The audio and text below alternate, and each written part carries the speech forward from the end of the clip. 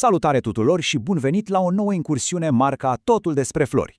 Azi o să vorbim despre un secret, să zicem așa, pe care mulți îl cam trec cu vederea. E vorba despre al doilea sezon al căpșunilor. De cele mai multe ori, după ce savurăm fructele acelea dulci de vară, cam uităm de plante, nu-i așa? Ei bine, adevărata magie pentru viitorul grădinii noastre începe fix acum. S-a cules ultima căpșună și acum? Asta e întrebarea care demontează un mit uriaș. Știți cum e? Mulți cred că gata, recolta s-a dus, treaba e terminată, putem lăsa patul de căpșuni în pace până la primăvară? Nici pomeneală. Acum e literalmente momentul în care plantele au cea mai mare nevoie de noi ca să rămână vitale.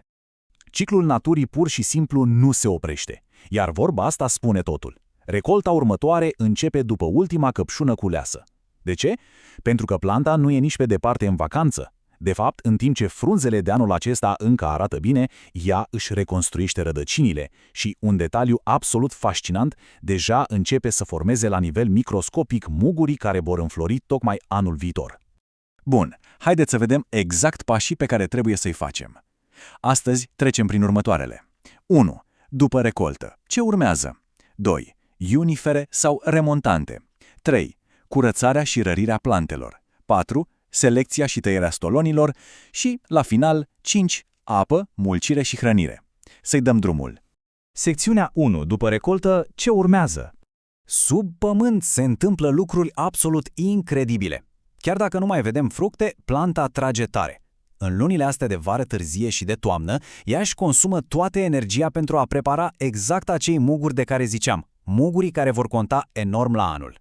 E un principiu simplu. Plante sănătoase și susținute acum înseamnă o cultură robustă mai târziu. Fără discuție. Partea a doua. Iunifere sau remontante.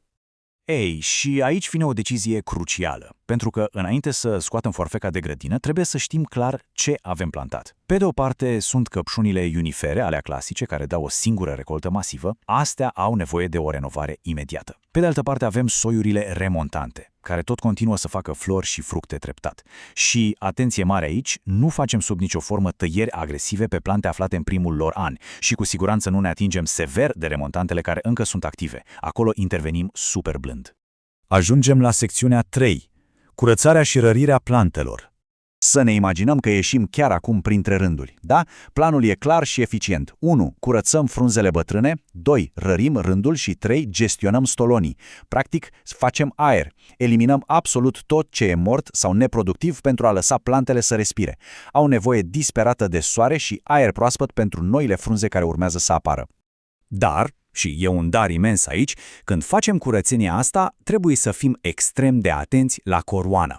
Puteți să vă gândiți la coroană ca la o zonă VIP a plantei. E centrul ăla de la nivelul solului de unde ies frunzele noi. Deci, putem tăia curajos frunzele pătate sau uscate, dar coroana are, cum s-ar zice, imunitate diplomatică. Este de neatins. Tăiem curat, lăsând câțiva centimetri buni deasupra ei. Iar rărirea? Ei bine, logica e incontestabilă.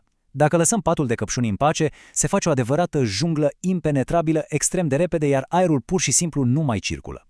Rărind, scăpăm de aglomerație, aducem lumina înapoi și lăsăm frunzele să se usuce rapid după o ploaie, ceea ce ne salvează de mucegai. Plus că, eliminând competiția acerbă, nu o să ne trezim cu fructe mici și pipernicite din lipsă de nutrienți.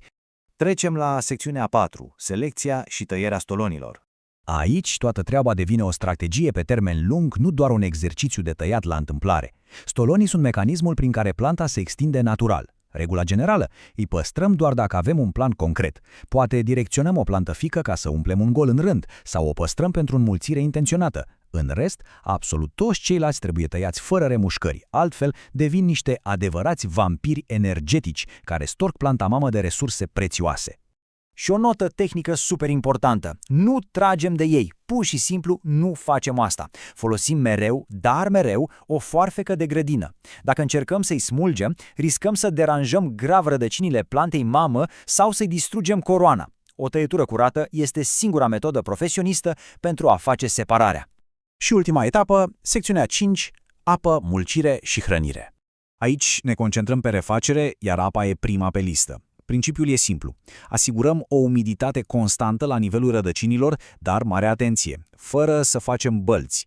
Gândiți-vă că planta tocmai a depus un efort uriaș cu fructele, apoi a suportat stresul cu curățarea, o secetă acum ar putea fi fatală. Așa că udăm judicios, direct la bază, asigurându-ne că solul e pătruns cum trebuie, fără să îmbibăm excesiv frunzele. La capitolul mulci de vară, mai puțin chiar înseamnă mai mult. Se recomandă doar un strat foarte, foarte subțire de paie curate, pur și simplu pentru a bloca evaporarea apei proaspăt adăugate și a ține buruienile la distanță. Dar atenție, coroana rămâne mereu liberă la aer. Să nu confundăm această intervenție lejeră cu acea mulcire groasă pe care o punem iarna mult mai târziu împotriva înghețului. Sunt chestii complet diferite. Iar în privința hranei, o mică avertizare majoră. Multă lume cade în capcana de a crede că o tonă de îngrășământ chimic bogat în azot va aduce o recuperare miraculoasă peste noapte. De fapt, mai mult facem greu. Un val uriaș de azot forțează formarea unui frunziș moale, flasc, care e o pradă sigură pentru bolile fungice. Totul se face cu moderație. Un strat fin de compost matur, presărat ușor între rânduri, este adesea calea cea mai sigură și echilibrată. Hai să recapitulăm rapid, ca să fim siguri că aplicăm corect ciclul. Curățăm mereu frunzele bătrâne, protejăm cu sfințenie coroanele sensibile, rărim aglomerația, selectăm stolonii doar cu un scop anume, dăm apa corect, la bază, și adăugăm hrană moderată. Clar, în horticultură nu poți garanta cu exactitate producția viitoare, dar pașii ăștia exacti reprezintă fix rețeta de care plantele au nevoie ca să intre în sezonul de toamnă într-o formă robustă. Ceea ce ne duce la o scurtă reflecție de final.